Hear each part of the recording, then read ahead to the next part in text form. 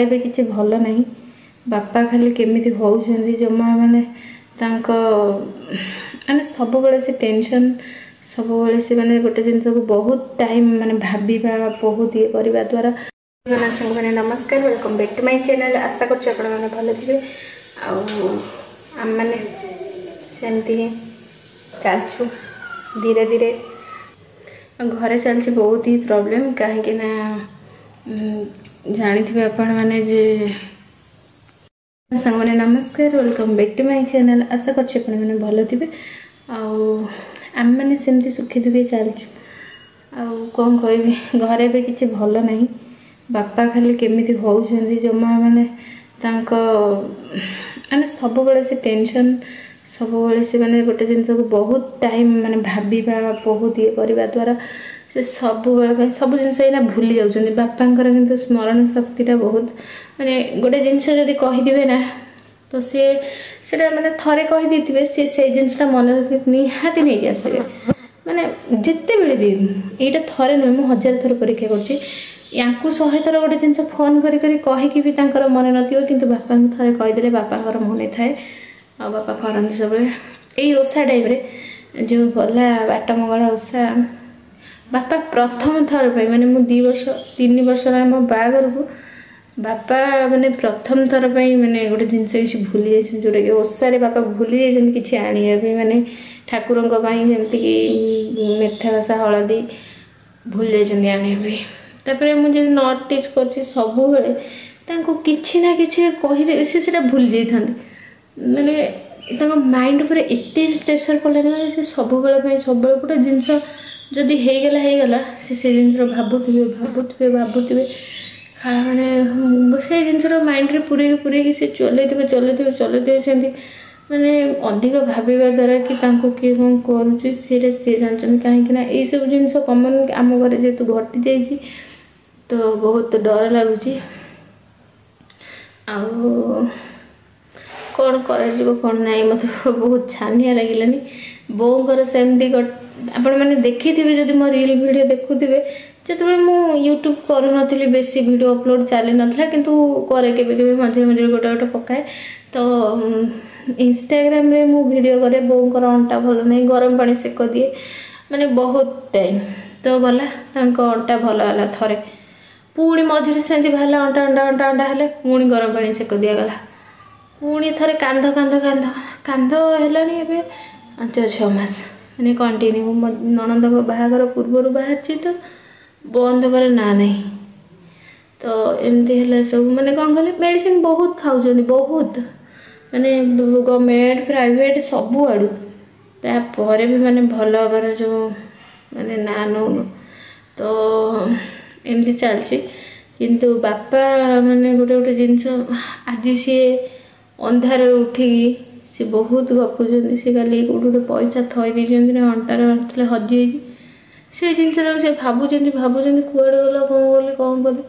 ରାତିରୁ ଉଠିକି ସେ ଯାଇଛନ୍ତି ଯୁଆଡ଼େ କାମ କରୁଥିଲେ, ସିଆଡ଼େ ଯାଇକି ସେ ମାନେ ଦେଖିଛନ୍ତି, ମାନେ ଖୋଜୁଛନ୍ତି।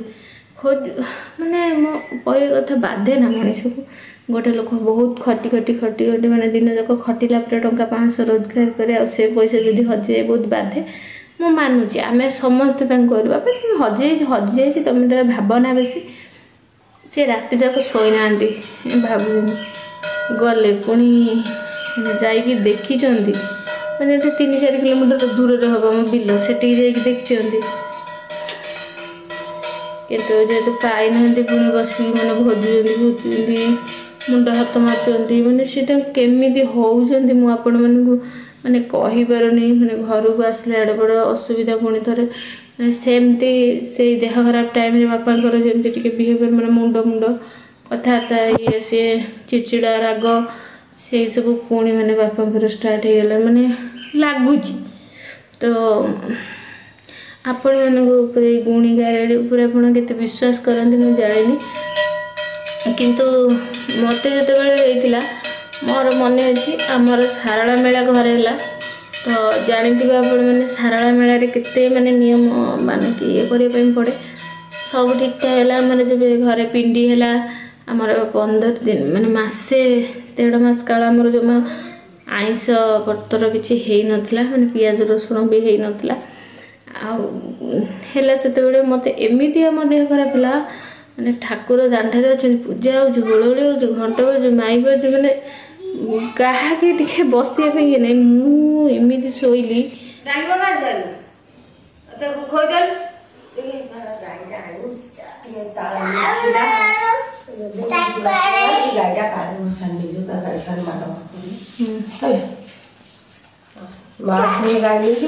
बापाकर एमती है माने पूरा माने सब बेले से गोटे जिन भावुं मैंने जहाँ भी हो छोट छोट जिन नुह बो से बहुत माने भावुं मैंने भावुं गला पूरा पूरा मैंने शोई बसी भावुं काली कहूँ पैसा जब हजि तुम चिंता कर ना जब पलैसे किए पाई कौन दब आनी समस्ते कौन तुम भाया से दुकान भी सी कौन कर जन को 100 टका दे सी बस भावुँ हे मुझे 100 टका देदेली आ बापा एमतीका मनीष आम जाइलु झील घर को रजरे जो मैंने नहीं जिनस जिते गले सब भार गला भार तो जाई नथला हमर अल्प किछि खाली जाइतिला जो पैसा दे दिया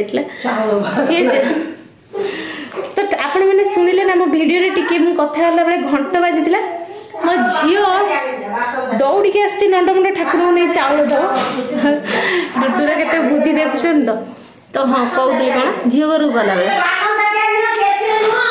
तो से खेजूरी वाला मैंने कौन कहले सी बापा नेले गोटे जगह खेजूरी किଣିले तो सी माने पैसा सी और माने 10-20 टका अधिक माने बापा कौन है डुडू कुआड़े जाऊ ठाकुर कति कौन नहीं जाऊ चाउल दीटा से 100-500 तू चाउल नहीं दीटा कौन कहू तो मैंने बापा मैंने जाचिकी पुणी गाड़ी मैंने हिसाब कले कहले मोर पैसा एतिक मैंने 20 टका मत अधिक दी दीज कहीं दिल अधिक मत से लोक सहित झगड़ा कर मत अधिक कहीं दिल सेठू 20 टका नहीं पुणी जो रिटर्न कले किंतु माने दुनियाटा सेमती नुह ना तुम हाँ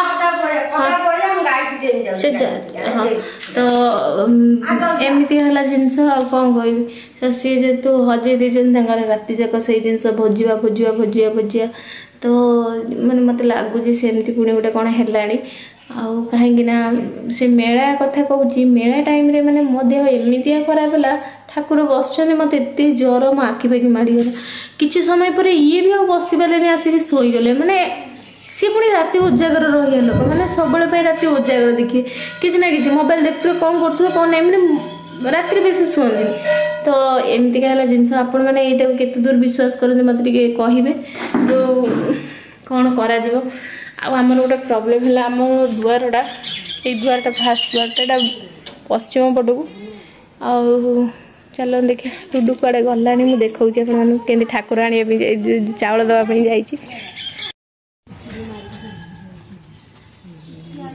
कौन है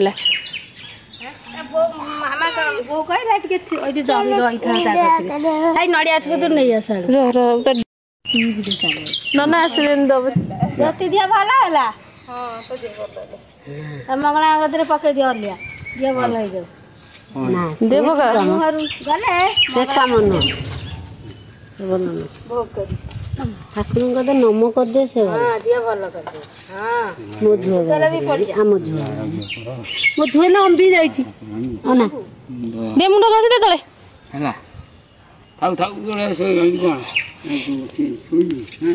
से सेंतिया नमस्कार हुए बा से गाधे सारे ठाकुर घर को सेंतिया से हो से गाधे मो बहु